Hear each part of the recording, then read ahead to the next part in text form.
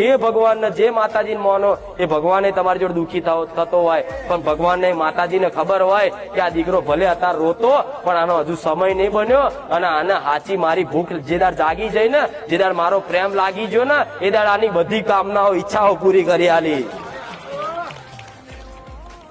એટલે ભગવાન માતાજી સમયની રાહ જોતા હોય. જો તમારો સમય બન્યો હશે તો 100% તમારું બધાનું ભલું જ છે.